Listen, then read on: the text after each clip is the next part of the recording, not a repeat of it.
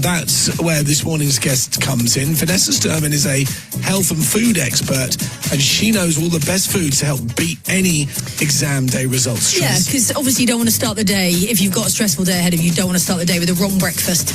She joins us now. Morning, Vanessa. Good morning. Good morning. So, as I said, a stressful day for many of us, but it doesn't have to be this way. It really, really doesn't. I actually remember this day very, very well. But we have lots of stressful days. So this is helpful for anyone to think, well, how can I fuel up in the morning or later in the day if you don't want breakfast immediately? What can I eat that might actually help me perform really well and reduce some of that stress? Okay. Vanessa, what are the best foods for beating stress? Oh, so obviously there's so many things outside of food, but when it comes to food, we've got to think about our overall well-being. You know, we can't actually just eat well for one day or one meal and expect to have benefits. You know, we need to be consistent, but we don't have to be perfect. So we want, for example, to get lots of fibre to keep us nice and full. That reduces cravings. It definitely adds to our stress when we have cravings. We need to get a real range of micronutrients. So if we get lots of different fruits, vegetables, nuts, seeds, for example, we're getting a really nice range of nutrients, because if we get deficient in anything, that's also not going to be helpful for our stress level. Okay, well, listen, Vanessa, I know we've got some food here in the studio for us. So the fibre-wise, we've got some brown toast. So that's a good start, right? Yeah, we need complex carbohydrates, and, you know, there's a lot of myths that go around, oh, carbs are bad for you. Yes, we want to reduce refined sugar, but we need complex carbohydrates. They are full of fibre, also going to keep us more full, slower release energy as well.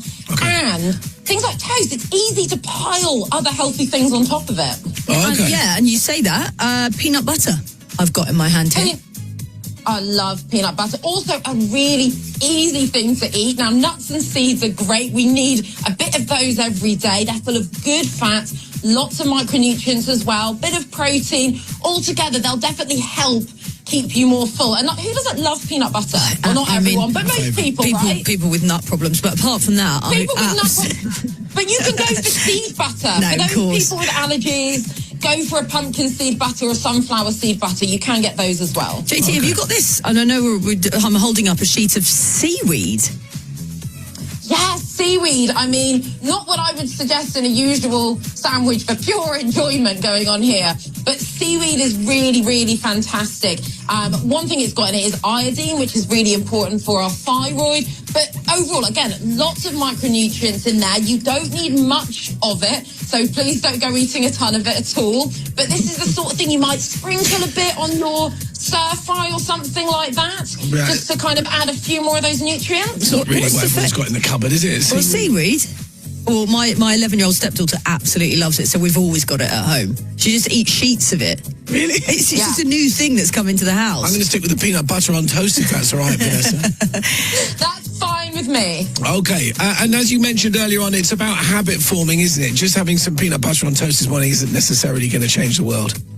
So it can change things when we're consistent. I mean, that's what's really amazing. People think, oh, I've got to throw everything out my cupboard and do some new, massive, ultra, wonderful detoxy. That's not the sort of thing we want to be doing, actually. And that can be quite damaging for people when they cut everything out and they think they have to be really extreme. Yeah, that's not the way to do it.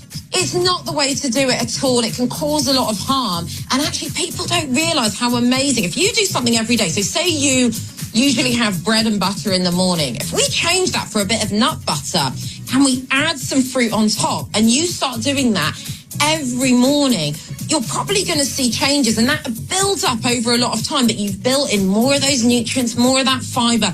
That's where we see the changes, these small, often tasty little habits. What about our crispy bacon every morning, though, JT? So we might have to leave that. I think we can find a few alternatives. So it is important to remember it's a type 1 carcinogen. We do have to be careful there. Yeah. But you can have it sometimes, maybe just reduce it and use something else instead. Do your nut butter and banana on toast sometimes as a switch. Okay, I like that. All Good suggestions there. Well, listen, Vanessa, thanks for joining us this morning.